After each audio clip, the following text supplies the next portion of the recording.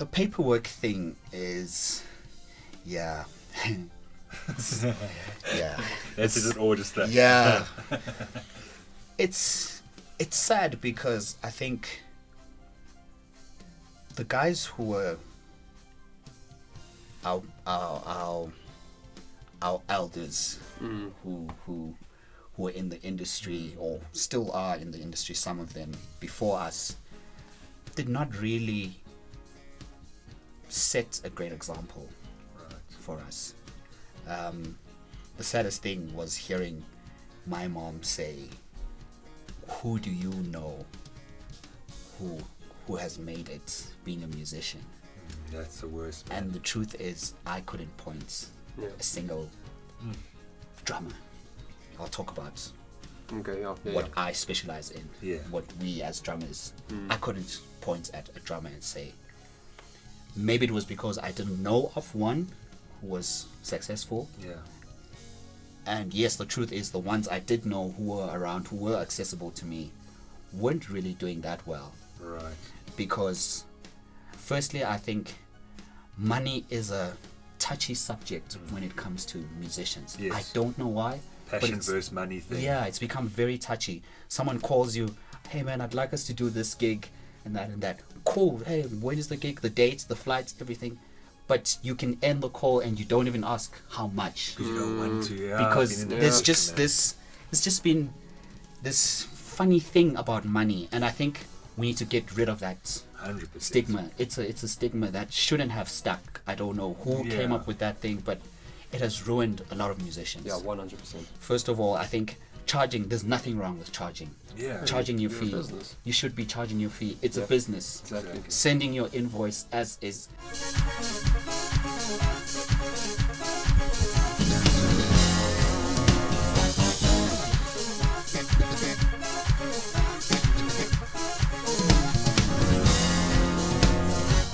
You know, I mean, a funny story, I did a gig some years ago and I worked with some guys, and then it was time to charge, and well, I didn't even ask how much the gig was paying, firstly. Another mistake I made. Then it was time for us to get paid, and they asked for invoices. I had the little invoice book from CNA. Wait, how long ago was this? This was years back, man. This Okay, was years but back. This yeah, was- yeah. All right, little invoice book. I was still in school, actually, when I played this gig. Are you excused? Yeah. But I mean, even then, there were people in school with me who were at a particular level I could have easily asked. But because as musicians, we choose to do things our own way. We never really seek out information, and information is readily there. Yeah. I went, invoiced my funny little invoice, and this guy gives me a call and he says, nah, man, can I send you an example of someone's invoice? He sent me something typed out, and the amount on that invoice, you can see I should be paying this amount if an invoice is going to be looking like that. And he said, don't worry, I'll hook up an invoice for you and I'll change the amount. Okay. And since then, I decided never again am I going to sell myself short, you know. And information goes back to information, just like the SAMRO thing. We sit and don't find out. You go online, information is there with SAMRO. Yep. Needle time, you go there, you sit there a whole day, you notify all your stuff that you've done. I mean, I'm not getting paid because of anything really that I've written or composed. Yes, I may have like one or two, but pretty much it's needle time stuff that's paying me out. All the albums that I've been on and stuff that has been on rotation. Yeah. And I've sorted that out. It's a stressful thing. You sit there the whole day, but I mean, that one day that you fix for the rest of your life Comes in. and you sort it. So it's information and accessing it and wanting to be helped and allowing people to help you and asking questions. You'll get the right answers. Exactly.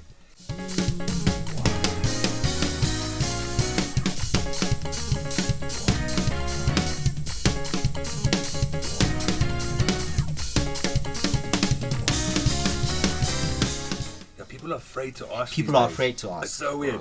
Like, even our thing with like SA drummer stuff. Yeah. How did you hook up with that drummer?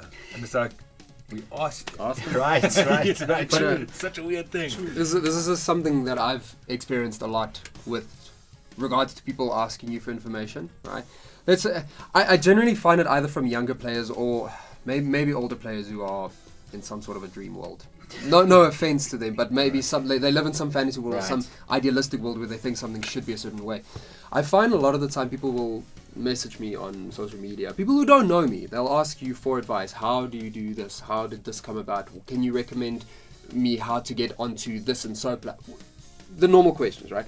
And you'll give these people genuine answers, like, how do you grow your Instagram following? How do you do this? But it's not easy, right?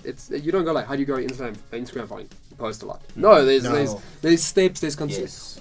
And then you give these people this advice, and they just check it out. In 1 year, straight out the other. Because all of a sudden, I don't know if they think you're lying to them. I don't know if they feel like you don't want to give them the secrets. Or you want to maybe keep them back so that you... But people want this advice, but it seems like they want, like, I don't know, get rich quick schemes. Yeah, people want microwave stuff. That's what they want. No one wants to take this advice that you've spent years cultivating and growing and learning from and apply it. No, they want that. It goes back to investments. Yeah, and it's frustrating, man. Like, going on to that, what you remind me of, it's like everything in life. Like you said, I think it's a generation thing. Because if you look at debt, it's crazy, man. And it's like, it's because people aren't brought up to... I mean, I remember my first drum kit. Right. My dad got me one. Cheap, second hand to the bone. And he's like, cool, let's see if you're going to carry on with this. Yes. So I played that thing, man, for like 5 years. Yeah. You know, from like 8 years old to like, I was like 12 or 13. Do you remember the name? It was a Thunder. It was a Thunder. Mine was a Trax. Mine was a DB Percussion. You're a little bit more. Yeah, man, you were, man, you had a kit. Yeah. This was a metallic red wrap. But it goes back to that, and then when I felt from a young age, I knew immediately, like, this is what I want to do. Yeah. And I'd go to my dad and be like, no, I really want to upgrade my kit. And he was like, I didn't even get in the Crash. It came with a little hat and a little ride. Yeah. Crash ride, kind of. That's a vibe. Yeah. And I'm like, oh no, I need another cymbal. And he was like, okay, well, you're gonna wait, like, carry on practicing. Then maybe a year later, he's like, okay, got me a really cheap cymbal. And then I was like, I need a new kit, I'm really serious about this. Cool, prove yourself. Right. And then I had to wait a couple years, and then eventually, maybe 5 years into having that kit, then he came to me and he was like, one day randomly, he's like, let's go kit shopping and see what's out there. Right. And only then it happened, right? And then I wanted a double bass pedal back then. That's old Warren. But anyway. Same thing. I'm like, oh, I need this double kick. And then your dad's like, why do you need a double kick? And I'm like, this is why I want to. Yeah, I know what you're talking about. You know what I mean? Yeah. So he's like, okay, cool. Well, again, you're gonna wait for it. Yeah. And I think what's changed today is that if you look at debt, it's so accessible, and then people have got this thing about them that they're not willing to wait for anything. Yeah, true. So it's not even in like learning or like you were saying. Just everything. Yeah. Everything you can get like that. Yeah. You want a new car? Go to the bank and get a loan. Yeah. If you speak to your great grandparents, they like save for that car. Yes. You know, they save now. You can just literally, if you want a new iPhone, get a contract. Get a contract. Yeah. If you want, it's literally like you're saying, like fast food. Yeah. It's like everything, and that comes down to, and I think that bleeds into, like Louis saying, is, hey, here's information, but hey, man, it's going to take you 4 years to get this going, and guys are like, nah, you must be wrong. Yeah. You know, there must be another way. Keeping the secrets, man. Must be another way. Because everything else that was difficult to get is so easy to get today. So younger kids especially are going like, oh, don't tell me that takes 4 years. You know, it's crazy. I think that's why then I mean, I'm tired of answering questions such as, how do I get an endorsement?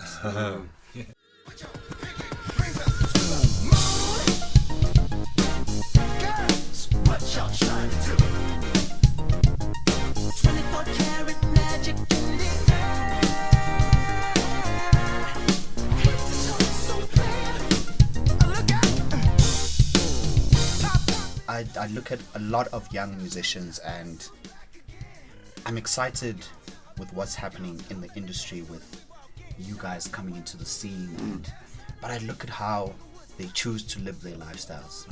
They'll come into the industry, start working, making that money, but then, dude, you've only got one snare drum and no symbols and a few pair of sticks, but you'll wear different sneakers every day. Yeah, you want to look the part instead of being the part. That's the pretty thing, you know. My thing is, you know, you've only got one bass guitar, but you'll choose to drive an expensive car. much. Exactly. My thing is, our priorities are not the same. Right. If anything happens to that one instrument, you're in trouble. We just don't want to invest in our craft. And someone would say to me, how do I get an endorsement? And I said to them, thing is, you don't get an endorsement.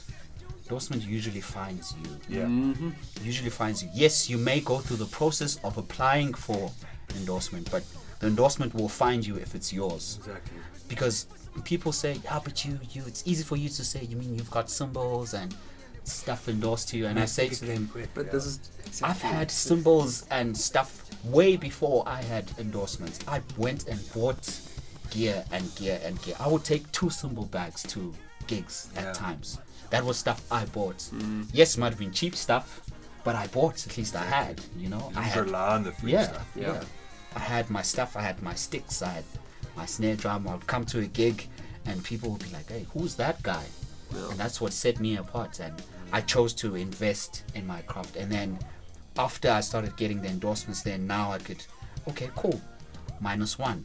Now I can spend my money on that, or I can save that portion of my money now. Put that away, yeah. Now I can put that away because now I can focus on that. Now I can get drum mics. Right. You know, life is just about moving. You need to see your life moving, and if you're in the same place over and over, then there's something you're definitely doing wrong. Exactly. And you need to ask yourself what it is, and not Yeah. and stop looking at everyone else and blaming this situation or that situation. Exactly. I just think, yeah, I feel like I might have said this in some chat I've had with someone. Might have even, I don't know, chat we've had at some Yeah. point. I don't know.